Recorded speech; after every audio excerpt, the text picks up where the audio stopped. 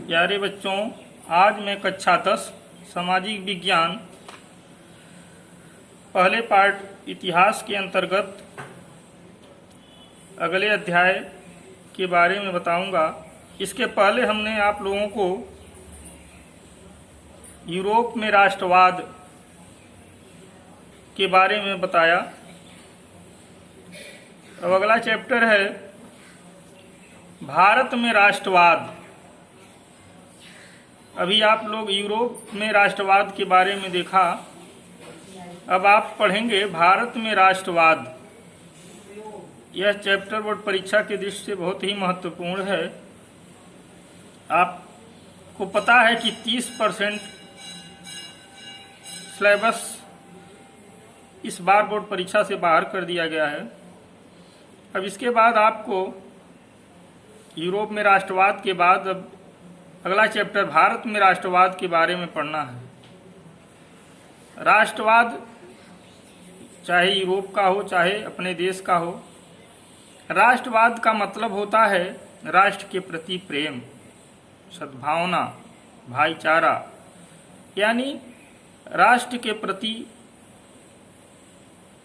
जिस प्रकार से आप लोगों ने देखा राष्ट्रवाद, उसी प्रकार भारत में राष्ट्रवाद यानी अपने देश में राष्ट्रवाद की क्या स्थिति है।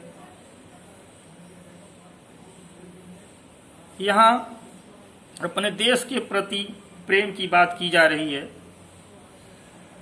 इसमें आप देखेंगे आगे कुछ छोटे प्रश्नों को, कुछ बड़े प्रश्नों को इसी प्रकार से बोर्ड परीक्षा में पूछा जाएगा। आज हम भारत में राष्ट्रवाद नामक अध्याय से पहले कुछ बहुविकल्पीय यानी छोटे प्रश्नों को देखेंगे, उसके बाद अतिलघुत्तरी प्रश्नों को देखेंगे। तो आइए हम देखते हैं। इसका पहला प्रश्न है, जलियांवाला बाग कहाँ स्थित है? इसका उत्तर है अमृतसर। जलियांवाला बाग अमृतसर में स्थित है। दूसरा क्वेश्चन है, साइमन कमीशन भारत कब आया था? इसका उत्तर होगा 1928 ईस्वी में। साइमन कमीशन 1928 ईस्वी में भारत आया था। अगला प्रश्न है, प्रसिद्ध पुस्तक हिंद स्वराज। प्रसिद्ध पुस्तक हिंद स्वराज किसकी रचना है? इसका उत्तर होगा इन 4 ऑप्शनों में से महात्मा गांधी। यह हिंद स्वराज पुस्तक जो है महात्मा गांधी ने लिखा है। चौथा प्रश्न है, दांडी मार्च का आयोजन किस वर्ष किया गया था? इसमें 1930 है, 1932 है, 1940 है, 1942, लेकिन इसका उत्तर सही होगा 1930 ईस्वी में। 1930 ईस्वी में दांडी मार्च का आयोजन किया गया था। पांचवा प्रश्न है, जलियांवाला बाग हत्याकांड कब हुआ? इसका सही उत्तर होगा 13 अप्रैल 1919 ईस्वी को। यह महीना भी याद करना जरूरी होता है। कभी कभी 1919 तो हम याद कर लेते हैं, लेकिन 13 अप्रैल नहीं याद कर पाते, इसलिए इसमें गलती होने की संभावनाएं रहती हैं। आप इसको पूरा याद करेंगे कि जलियांवाला बाग हत्याकांड 13 अप्रैल 1919 ईस्वी में हुआ था। कहाँ हुआ था? अमृतसर में। अगला प्रश्न है, 1920 में कहाँ के कांग्रेस अधिवेशन में असहयोग आंदोलन पर मुहर लगाई गई। कहाँ, कौन सा आंदोलन है जहां मुहर लगाई गई थी असहयोग आंदोलन पे? तो इसका उत्तर होगा नागपुर अधिवेशन में असहयोग आंदोलन की मुहर लगाई गई थी। अगला प्रश्न है, अवध के किसानों का नेतृत्व किसने किया? अवध के किसानों का नेतृत्व किसने किया?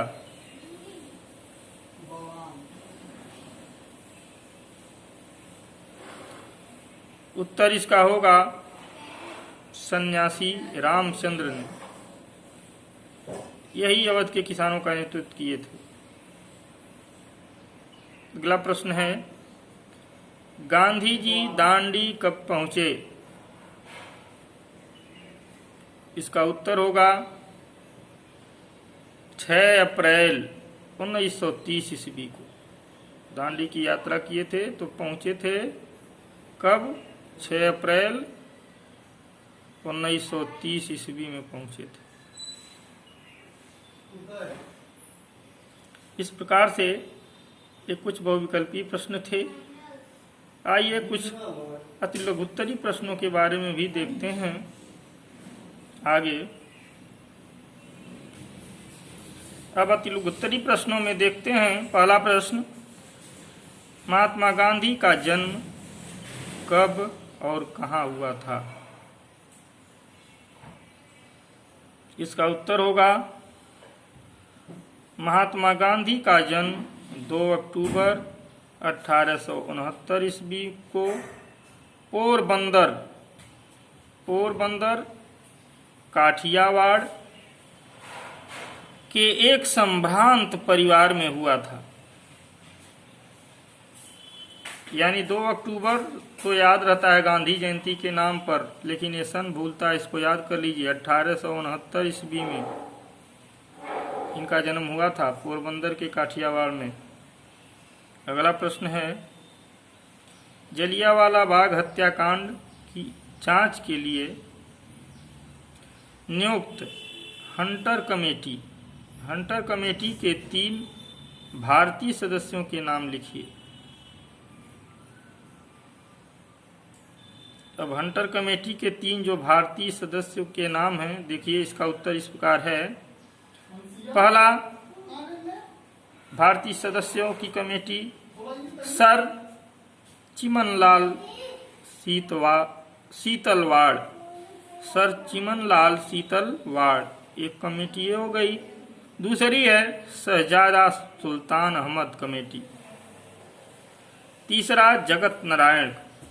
इस प्रकार से जलियांवाला बाग हत्याकांड की जांच के लिए हंटर कमेटी ने 3 भारतीय सदस्यों के नाम ये हैं। अगला प्रश्न है,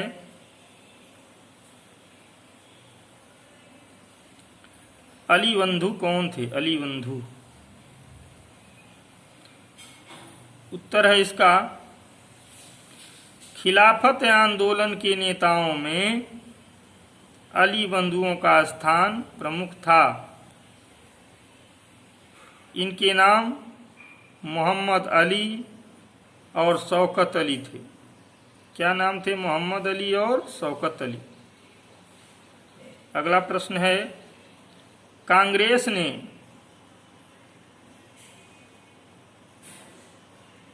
महात्मा गांधी का नेतृत्व कब स्वीकार किया? कांग्रेस ने महात्मा गांधी का नेतृत्व कब स्वीकार किया था? इसका उत्तर है, कांग्रेस ने महात्मा गांधी का नेतृत्व सितंबर 1920 ईस्वी में कलकत्ता में हुए कांग्रेस के अधिवेशन में स्वीकार किया था। कब किया था? 1920 ईस्वी में जो कलकत्ता अधिवेशन हुआ था वहां स्वीकार किया गया था। प्यारे बच्चों, इस प्रकार से आज आपने इस नए अध्याय में भारत में राष्ट्रवाद नामक अध्याय से कुछ बहुविकल्पीय प्रश्नों को पढ़ा। और कुछ अति लघुत्तरी प्रश्नों को पढ़ा। यह बोर्ड परीक्षा के दृष्टि से बहुत ही महत्वपूर्ण है। इसे आप नोट करिएगा और सब याद कर डालिएगा, क्योंकि इस साल कोरोना संकट काल में पढ़ाई हो पाना बहुत असंभव है। इसलिए तैयारी करते रहिएगा, बोर्ड परीक्षा समय से होगी।